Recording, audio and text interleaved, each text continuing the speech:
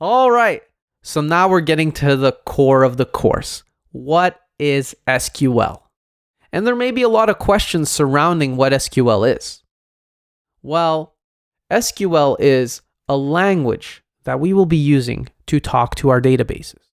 It's a programming language, and a programming language in essence is a set of instructions that we are using to talk to a system to get a specific output, an output being an answer. In this case, we're asking for data. And with SQL, we are mainly talking to databases. Now, a database is nothing more than a structured set of data. Now, you may ask yourself, what kind of structure are we talking about here, right? There are different structures that you could basically apply to data. Heck, we could take a notepad and we could write a book in there, or we could take an Excel sheet and make a personal budget.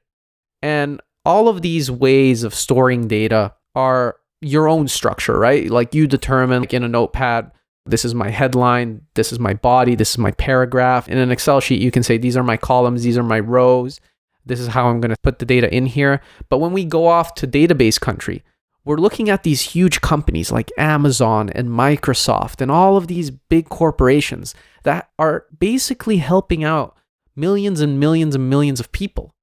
And when you have that much data, you can't just go into a flat file or an Excel sheet and store that much data. You need a larger system. And a database, in essence, is that larger system. Now, what determines like how we're going to store data in a database and what makes a database, right? Well, there are different models you can follow. And throughout the course, we're going to talk about these different models, mainly focusing on one. And SQL is going to be the language that we're going to be utilizing to talk to the database, to pull data, to insert data, and so forth.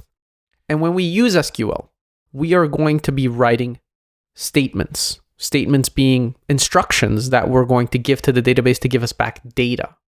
These are called queries. Now, let's dive a bit deeper into what a query exactly is.